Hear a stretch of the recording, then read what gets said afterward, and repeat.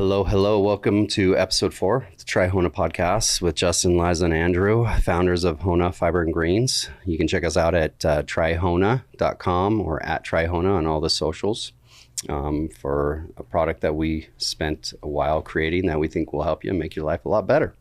But anyways, getting in things today. So getting ready for this, I was looking at some things I really wanted to talk about. Obviously, we try to talk about everything health, lifestyle, nutrition, health hacks, and everything that in your life. Two major causes of death to Americans, at least. We know one is heart disease.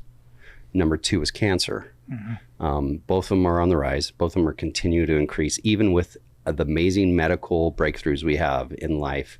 Why are those things still increasing? Why is people still dying from heart disease? And secondly, why are people dying from cancer? What do you guys think? Well, cancer, I don't know why, but cancer typically grows until it consumes whatever it's attached to, and that is the end of you, right? Mm-hmm. But I honestly, my hypothesis, why I think, Liza, what do you think? I think people want to think that they're hereditary. That they're genetic. There's no way around them. I was just born with this. I'm going to have to deal with it. People, you're always asking people like, what is your family history of this and this and this? And does that matter? Or can you reverse it? Or can you, and I don't think most of them are hereditary. Well, the Huntsman Cancer Institute is definitely doing a lot of study about seeing if you I don't know if it's in your DNA or your blood, but they can test you for precursors that show if you have a higher chance of getting those cancers. How do you think that plays into your thought process that it's potentially not as hereditary as we were led to believe? I think probably our precursors and what you do with it and what you're eating and how the lifestyle you're living is either going to head you down that road or head you away from it. Okay.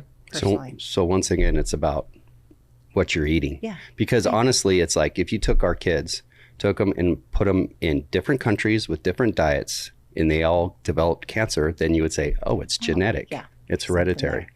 But that's really hard to do, like with humans, and just take people who are of the same DNA and go, you go live in this country, you go live in this country, you go live here, and you live that lifestyle, you eat that food, and you all develop cancer or heart disease at the same time. Yeah. Then you can say, oh yeah, pinpoint it. That's a genetic, that's hereditary. But who does that? How do you do that? How do you test that? I don't have the funding to test that. And this isn't necessarily cancer, but you look at the difference in bowel disease, like in celiac and those sort of things, and the difference between Europe and America. And I know people personally that visit Europe and they can eat whatever when they're there, pastas, breads, pizza, things like that. They come back to the US and they can't because it upsets their stomachs. Yeah. Oh, that's very interesting. Yeah. Yeah. So do you guys know anybody that personally that has had cancer? Yes. Yeah. What do they say? 1 in 3 people eventually will have cancer. 1 in 3 people. I think it's headed even to 1 higher. in 2 is what we heard recently from a study from the American Cancer Institute. So obviously we have family members very close, brother-in-law that have developed cancer. I know people that have passed away from cancer personally. Cancers they don't even make sense. Like we were just talking earlier about your aunt died of liver cancer, who had never had a drink in her life. She didn't take alcohol. She didn't smoke. She liked Coca-Cola. That's what she drank. Like water. She drank it a couple Cokes a day.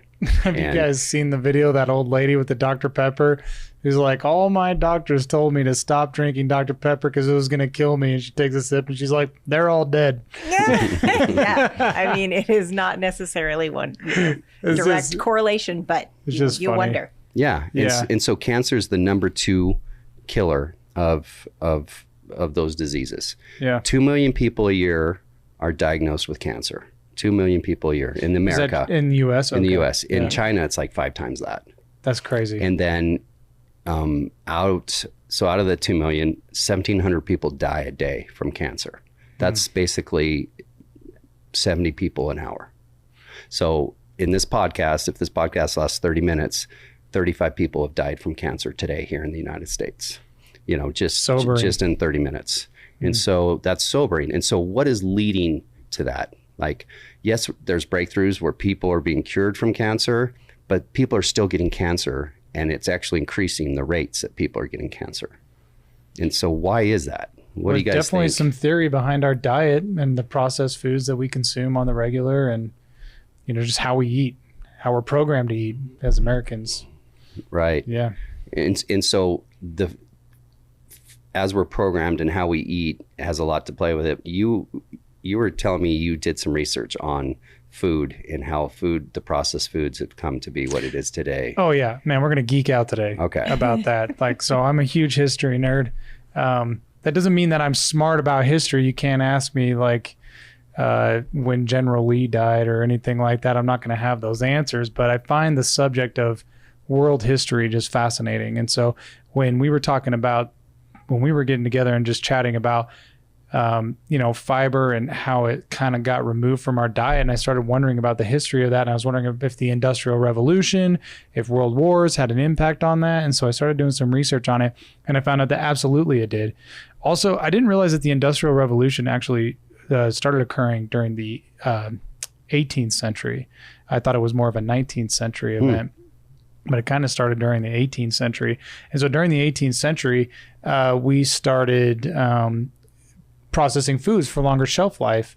And so like white flour, for example, right? We started removing the bran and what's called the germ from the foods, The fiber part. which is the fiber part. fiber part. Yes, thank you very much. I had to look up germ because I hadn't heard that before. And so I had to try to develop an understanding of what that was. So you get pretty white flour Yeah. instead of Yeah. So that's the germinating process, right? So the germ is the, let me double check. I'm pretty sure it's the core of the grain, if I remember right. It's where all the nutrition is. And then you have the bran, which is like the outer core or outer part of the grain, which also has a ton of nutrition. Mm-hmm.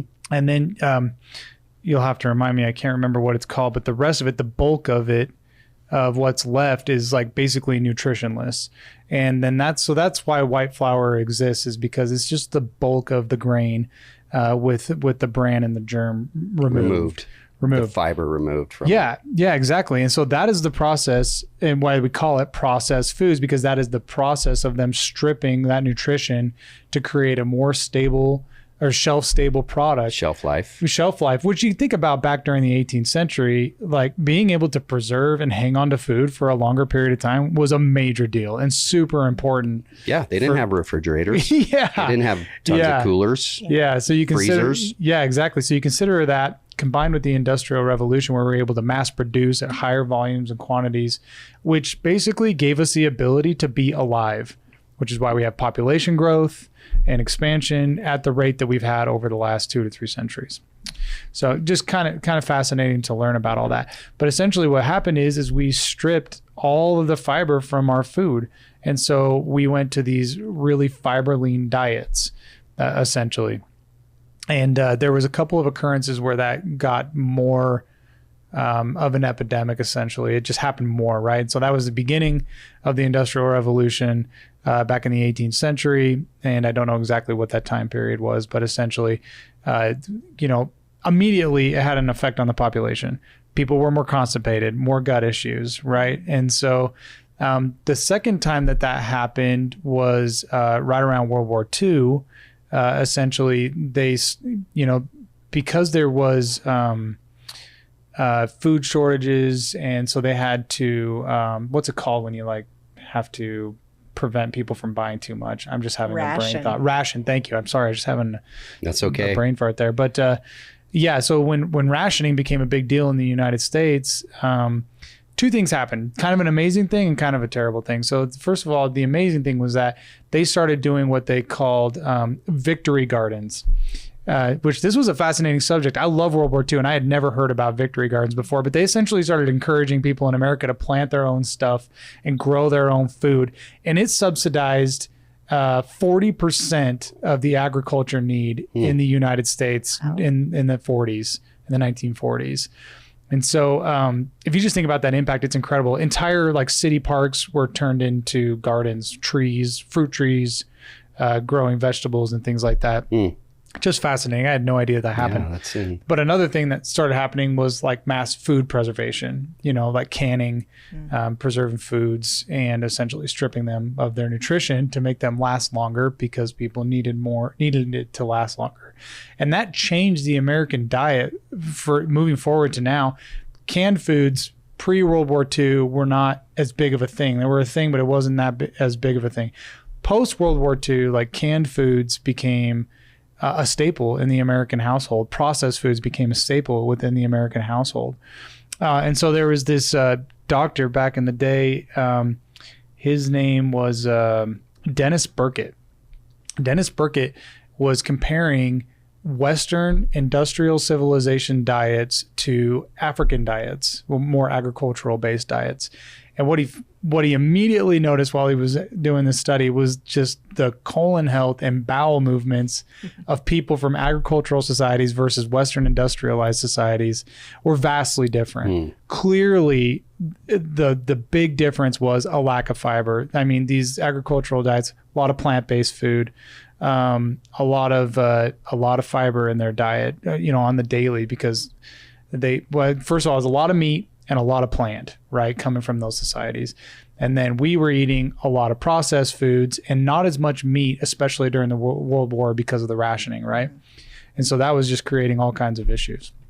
So post-World War, this guy in the 60s and 70s, him and his research group started promoting high fiber diets, and they started learning about how it was affecting heart health and gut health, colon health for like cancers within the colon, and just a whole myriad of things of the effects of fiber health. And so, so it was a really fun subject to dive into and just learn about food nutrition history within the United States of America. So, So bringing that back to today and like talking about like, okay, we have high rates of heart disease, we have high rates of cancer, and learning about, basically all of us are going to know somebody that's got cancer, or ourselves are going to have cancer.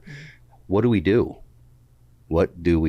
Like, we know processed foods, like cancer didn't exist, like it does now, hundreds of years ago. Like the variety, and the variety of them, it didn't exist. Like, people mainly were worrying about dying from infectious diseases and Right. and starving. And starving to death through the winter, right?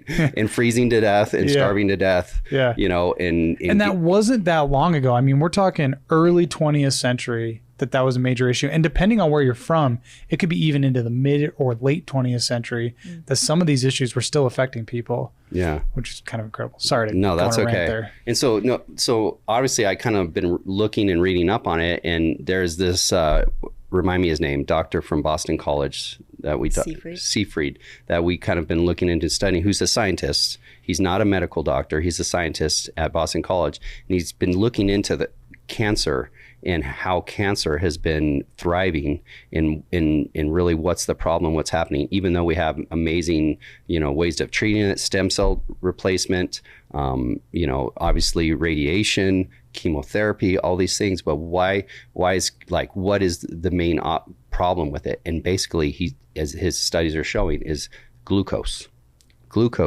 and glutamine, which is part of the glucose and everything, and how you get glucose is the reason for why cancer thrives and why it multiplies and grows in your body, is sugar. And is this effect like more prevalent in Western industrialized? I mean, I know that China has a very high rate of cancer, but they're an industrialized society, right? Right. So that's interesting. Totally. So basically, we're feeding our cancer with our high processed, carb enriched, sugared diet. We are basically feeding the cancer in our bodies. Our bodies were not meant.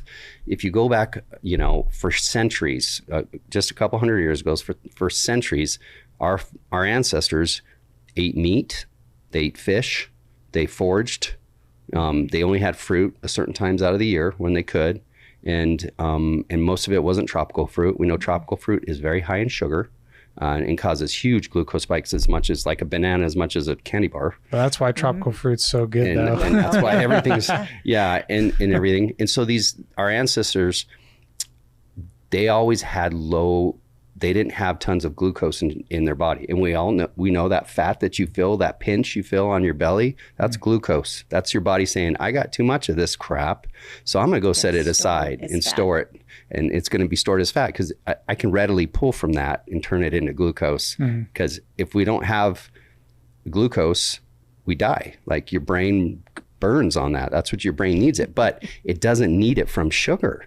Your brain can take ketones and fatty acids and convert it and use that instead of sugar. You were mentioning this to me earlier, and I was fascinated. I don't know. I mean, I've done a keto diet, and I know that it, like, in some ways was really awesome, and in some ways was kind of hard on me and kind of terrible for me. Like my muscle mass reduction while I was doing keto was rough, but I did notice my mind was super sharp and clear.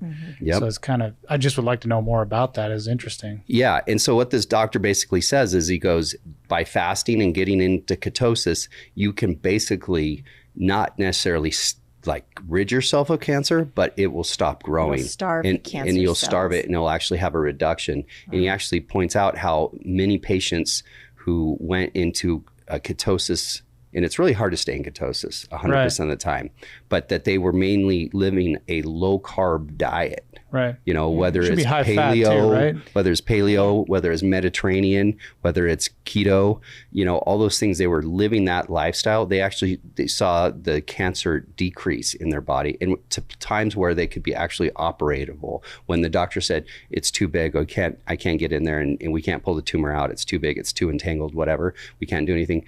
He actually gives a story about a gentleman who was 24 when he got diagnosed with a brain tumor, and how they basically said he had 9 to 12 months to live. That's awful. And they couldn't operate on him.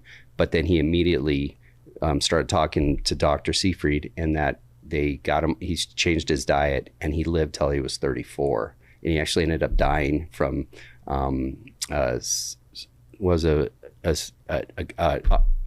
difficulty with an operation. Yeah. Oh, It wasn't from the cancer. Oh, really? It was from, like, he had a hemorrhage in his brain something. from the surgery. oh, shoot. And so at the end of the day, he didn't die from cancer, even though he had the most horrible form of cancer there is, which is the brain cancer.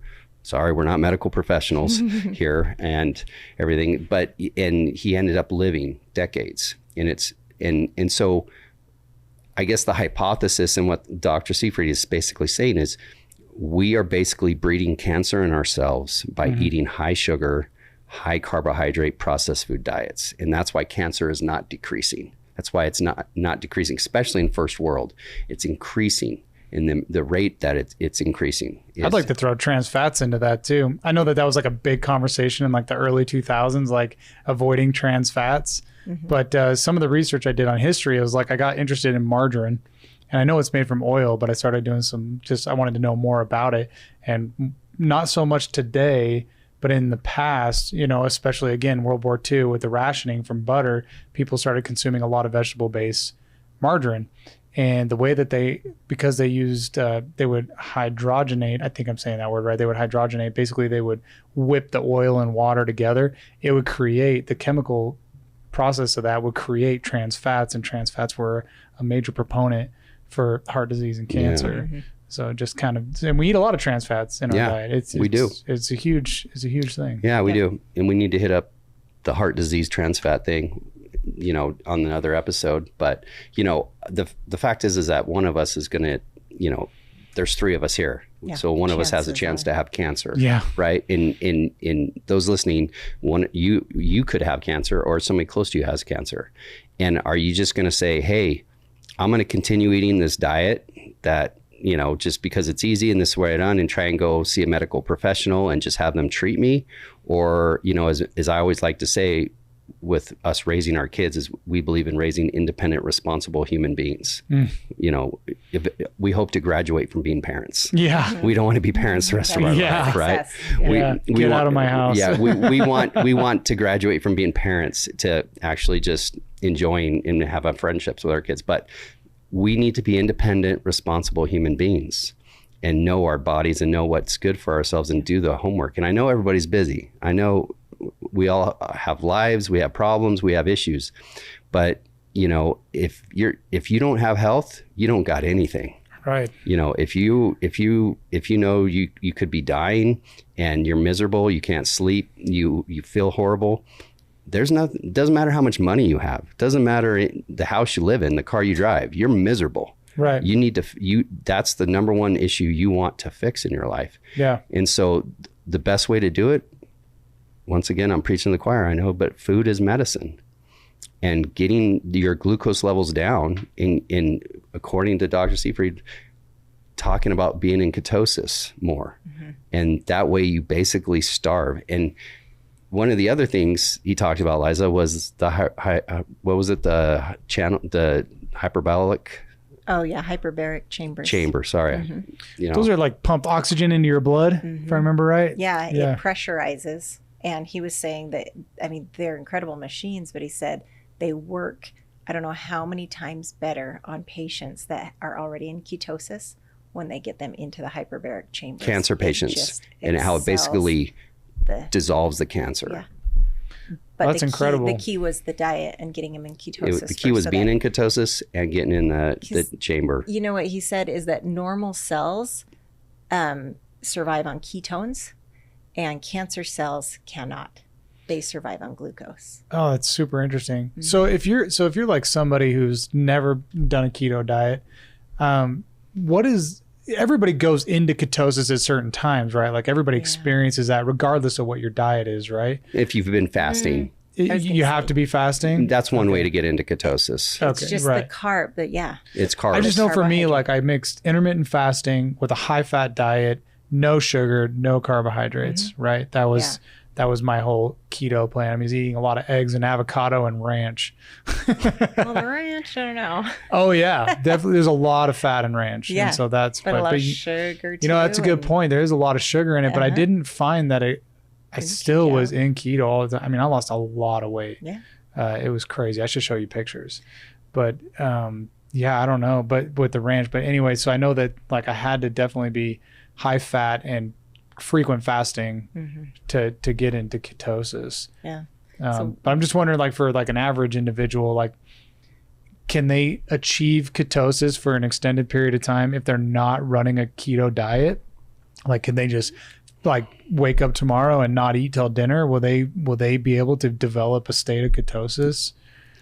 Depends on what they ate today versus, you know, so if I ate, you know, tons of ice cream and fast food and everything like that, I might not be getting into ketosis tomorrow night if I fasted the whole way. But if I ate a normal diet and I was healthy and I kind of was low carb today and I fasted and started fasting, I'd be jumping into ketosis a lot sooner. Okay. Maybe even around early What if afternoon. you're overweight? Do you know about that? Like, because if your body has a lot of sugars and fat stored and you go into fasting, you know, after like 24 hours, you're going to start burning that fat as fuel. Well, your right? body's not going to all of a sudden go, oh, look at all this fat. It's just going to pull a 44-ounce size of fat out of you to bump you out. You know, it's going to really trickle.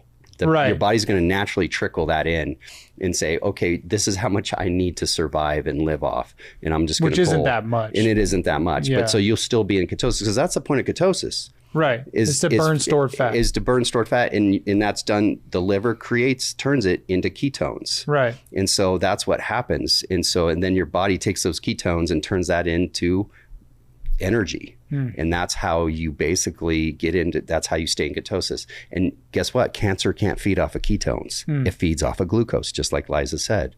So if you are having a high glucose diet, meaning if you're eating tons of crap, tons of sugar, tons of ice cream, tons of donuts every day, day in and day out. I'm not saying you can't do that. We're not medical professionals. We're not nutritionists. We're not dietitians. We're not saying don't do that. We're not saying you can't do that. I just know that for my lifestyle, I treat those as treats, as special occasions. I'm not eating cake every day. Right. I'm not having it. Yes, there is a time when it tastes good. I know, but I love cake. You got to limit it.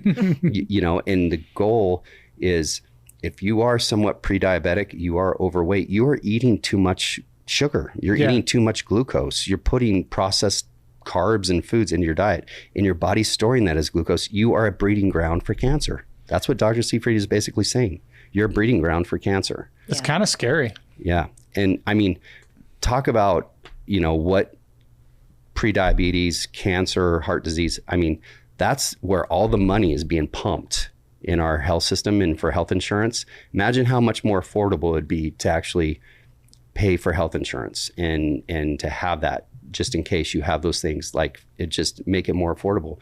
Everybody is strapped. Like, I mean, health insurance has gone up so much in the last handful of years, you know? Yeah.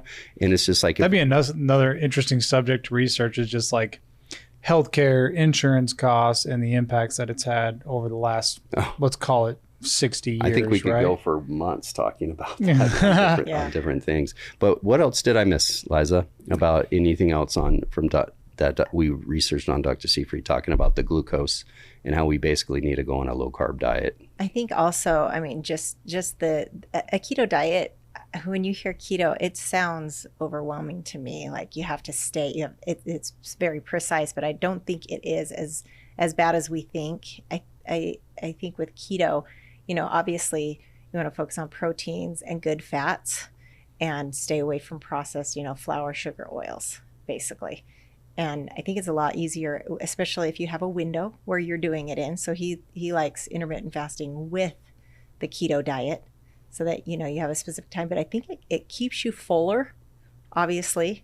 And I think it's easier than people think. And I've never been like pro keto, because we've tried it. And, you know, there's like those 2 weeks of, they call it the keto flu. Yeah. So 2 weeks, it seemed like a long time. Yeah. And you feel miserable until you get into the flow, and then it becomes a little bit easier. But I think, you know, with the fasting, with the keto together, I think it's a little bit easier. And honestly, it's staying away from processed foods. Stop eating the crap on the corner. Yeah, I mean, I got to admit, like, if I had any comments on it, like, so I've done paleo, I've done keto, I've done Atkins and all those things. Mm-hmm. I really think it just like is developing a healthy lifestyle where you have events of ketosis throughout your day or your week, right? Because like the keto diet for me, it was beneficial for weight loss, but I actually got to the point where I couldn't eat. I had lost all of my appetite and I was losing weight and really rapidly. And I got past my goal weight and just kept going down, right? Yeah. And it was like, and I was very weak. And when I would just eat food, I would get very sick because my stomach just couldn't handle the consumption of food. So I think there's like positives and negatives to that for sure. I think you need a healthy amount of protein for sure, right? You need to limit your carb intake. You need to increase your fiber intake, and then definitely throw in some intermittent fasting, even if it's only a handful of times a week, so you can touch on ketosis occasionally to help burn fat. And that I believe in moderation in all things, and that includes managing your health and your fitness, right? You definitely, if you go all in on paleo, if you go all in on Atkins, if you go all in on keto, you're going to have negative side effects. Like, that's just all there is to it. And also, you cannot maintain it.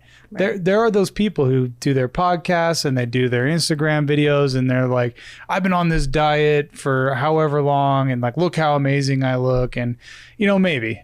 Right. But you are not a regular Joe. You don't go to the factory and work. You don't go to your job and jump right into sales and conference meetings. You don't go to parties. You don't go to fairs. You don't have children. You don't have children. You're not having a birthday party where you're flipping burgers and hot dogs and eating cake and ice cream, right? You're not that lifestyle is likely not impacting you the same way as it is the average American, right? So definitely, like, you want to like take your diet in moderation. You need to maintain it over your whole life. So, you know, where you get to the extreme is when you get diagnosed with cancer. Right. And you go, you know what, this is a life or death situation. Right. Or diabetes. Or I have to be extreme. I know I can't do this and I can't do this. And that's when you're packing your food, you're prepping your food. Not everybody has the time to spend Sundays for 3 hours prepping food for the whole week and eating the same things. And yeah, we know it's not fun. And I hate prepping food. Yeah, it's a lot of work and it's not fun.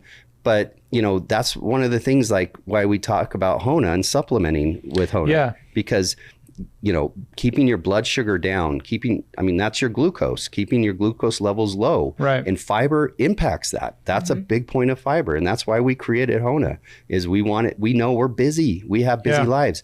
And I can't get 8 grams of fiber in one sitting half the time when I'm eating. Sustainable because it tastes good, because of the huge benefit that comes from it.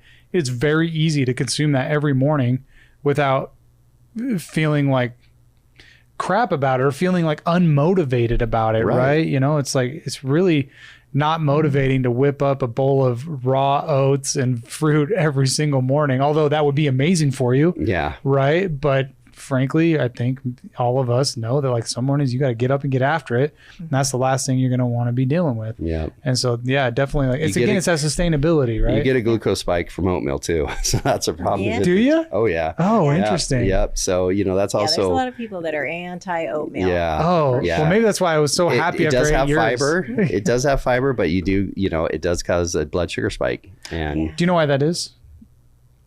the oat itself, The oat itself? I don't know. I'm just Grain. curious, like totally curious because it's a grain, and like Okay. they've actually done tests where people have eaten like oatmeal or like, you know, cream of wheat or those Yeah. like kind of breakfast things, you know, or that, and it causes, just like rice.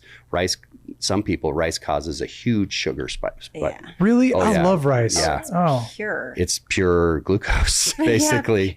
I mean, it's a type of Eat it with other things. And yeah, that's a it's lot of- converted that's a into whole- glucose. I That's usually eat it with- a whole other podcast, but eating, like pairing things together. So you're not just like, here's a bowl of oatmeal, you know, have some protein with your oatmeal, have some peanut butter. It or limits healthy that fat, blood and sugar spike, and it limits Yeah. the amount of uptake it Yeah. turns to glucose by pairing it. There's lots of hacks. Yeah, That's interesting. And we can talk about those. So, you know, if there's any questions anybody has or comments, like obviously, you know, leave it for us. More than happy to take some more questions, some Q&As that people are talking about, like, hey, what should I eat? What should I do on a daily? Because we've talked about all this, and we're talking about, hey, limit your glucose, because if your glucose levels are high, you're a breeding ground for diabetes, you're breeding ground for cancer. So what do I eat instead? What do I take in? Well, low carb, you know, eat eggs, eat cheese, eat milk, eat meat. I try to teach this to our kids is, you know, when you're hungry, first start with protein. First start with something, you know, before you open up the crackers and the, you know, the things that are quick and that they're wanting. Yeah. Start with that first. Okay, I was just reading something really interesting about where to start with meals, though. So apparently, I think it's more of a Mediterranean thing, but like in history, maybe you were the one that was telling me about this. They just start their meals with high fiber items like leafy salads, and like that's why like starters kind of traditionally are what they are, which is like greens and salads and things like that, because you start your intake. I mean, I thought I was all cool when I read this before, but you're the one that told me. But anyway, you just start your intake with like high fiber, right? Right. And then you move into your main course proteins, And and you then eat less. Yeah, and then you eat less, right? It's just kind of interesting. So it definitely depends on where it starts. Sorry, I didn't mean to derail us there. No, that's but- fine. But it's true. If you start with high fiber foods first, then you're going to feel more full. Yeah. The fiber actually clings to the sugar, and so you have less of a sugar spike and blood sugar increase. Yeah. And so that's just the benefit of it. And you know, the second thing too to talk about it is you know, eating more meat, eating more natural foods and berries, you know, eating berries, blueberries, you know, you don't get as big as blood sugar spike with those, especially because they have fiber in them. You know, they have a skin on them. Eating fruits that have a thick skin on that is actually more beneficial for you too, because of that's the that fiber. bran we were talking about, and it's right? the fiber you're getting with it. And so it's just eat real food, people. Just eat food. And you might have to go to the grocery store twice or 3 times a week instead of once. But eat the real food and stop buying the processed, you know, meal in a bag, made in a factory crap. You know, I'd be really interested to hear from our listeners, like, what do they do that they think is right? Like, what, you know, and like, what are you eating to stay healthy for breakfast, lunch, and dinner on a regular basis that you think is right? And I'd love to dive into the research and see what people are doing that we could possibly introduce to our other listeners that are really beneficial. Because, like, I used to eat oatmeal as a part of my diet plan. And I thought it was helping me out. I had no idea that I was getting a blood sugar spike off it. I used to eat a lot of rice, just rice with like just seasoned chicken, which pairing is good, right? But I had no idea that rice was spiking my glucose levels. And I love rice with soy sauce on it. It's like really good, right? Yeah. So, well, and who's told you differently? Not the food industry. I just actually with rice and oats, I've been told always that oats are good, food pyramid, right? Yeah. So I've always been told oats are good for you, but rice, I just kind of assumed it's a grain. There's like nothing in it, like very low amount of nutrition in it. Yeah. So I just assumed it was a good filler. Yeah. And so that's why I was using it. And maybe it is a good filler, but if it's spiking my blood sugar, then that's a fascinating subject. And so I would like to hear from other people what they're doing. Yeah. And then I'd love to just dive into the research of it and just talk about it. Cause like, we're not experts, we're not nutritionists. No. So it'd be really fun to just do the research on it, and hear from other people and see what that means and what we can learn about it. I think it'd also be very interesting to see what people were taught that they always grew up thinking was good, like you just said. Right. And then find out it was complete, garbage.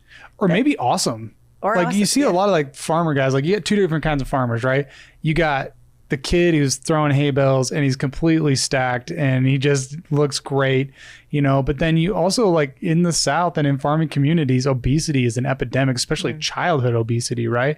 So it would be really fascinating to find out, like, what is the difference? Like, is it corn farmers are more overweight than like alfalfa farmers, or dairy farmers, It'd be kind of interesting to look into that situation too. Different lifestyles, different diet plans. Well, and the other thing to bring up too is, like, if you want to go a low carb, paleo, keto, Atkins, all meat, carnivore, don't try and buy the crap that says keto friendly in a box. Oh my gosh. Or that says, paleo or this. Yeah. It's like trying to convert something to it's going to keep you in ketosis, but it's still processed, has preservatives in a box. Don't do that. Get real food. And the last thing I want to talk about with this Dr. Seafried is he talked about a lady that they actually documented a study. She had an 8-year-old dog, and it started to develop tumors on its lips, everything like tumor. It was just eating regular dog food, right? Which is full of grains, full of carbohydrates,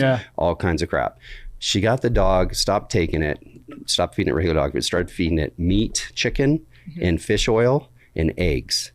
And it completely wiped away the tumors, and the dog lived till it was 15 years old. Oh, that's crazy. and so I'm like, okay, I mean, we're not dogs, but at the end of the day, if that just changing a processed food diet for an animal and to whole real food and seeing what it did, and it basically eliminated its cancer, and it ended up dying from, I guess, heart disease or old age. I mean, a dog living to 15 is a long time for a dog. Yeah. That's pretty amazing. Yeah. And so that goes to say, folks, we need to change our mindset around what we eat. Food isn't a reward.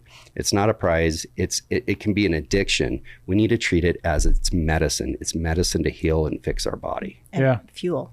It's fuel. And fuel for our body. Yeah. All right. Well, I think that's it for today, right? Yes, sir. Okay. Well, hey, thanks for being with us. The Try Hona podcast. You can go out tryhona.com. You'll learn more about our supplement, Hona Fiber and Greens, and the benefits and why we think it's awesome and great for you and help you out as a supplement in your life. And find us on all the socials. Thanks, Eliza and Andrew. Thank you. Thank you.